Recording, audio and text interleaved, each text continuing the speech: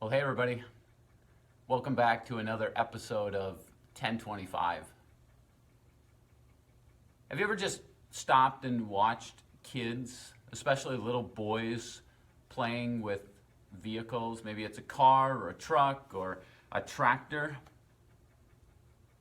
Oftentimes, what they do is they'll drive them around and then they'll bash them against each other.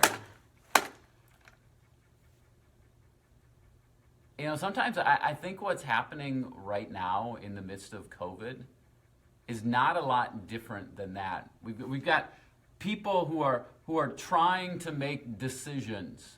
They're trying to drive their agenda forward.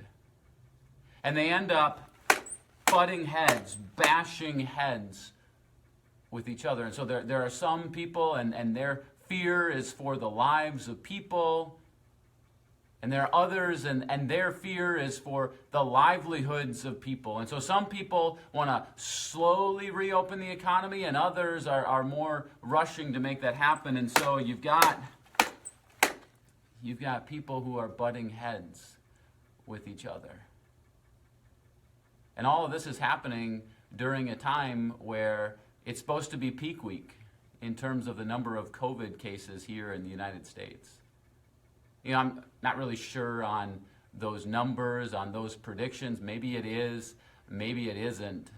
But certainly we see emotions beginning to escalate. We see things beginning to come to a head. And maybe you sense that in your own life too, in this COVID crisis, when you're stuck at home, when things are less stable all around us. Maybe you find yourself butting heads with somebody else in your family, or maybe you see your kids butting heads with each other. So where does that come from? I think it comes from a desire to be in control. We still want to be the one who's driving things forward. And yet now more than ever, we see that we're not in control.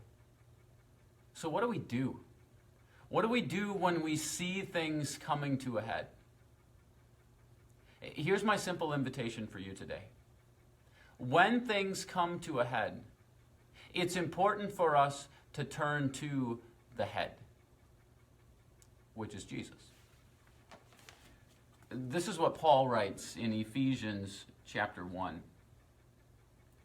He says, God raised Jesus from the dead and seated him at his right hand in the heavenly realms, far above all rule and authority, power and dominion. And God placed all things under his feet and appointed him to be the head for everything. Jesus is the head. Jesus is the one who remains in control. And we must remember that now more than ever. When life is out of our control, when we see others butting heads, bashing up against each other, it's important for us to stop and to look to the head, to remember who the brains of this operation is, to remember the one who remains in control.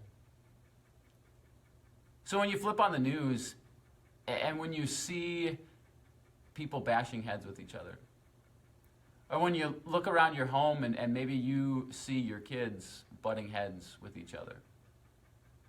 In this week where we see emotions beginning to escalate and cases increase, remember, Jesus is the head. He's the one who remains in control. Continue to put your trust in him.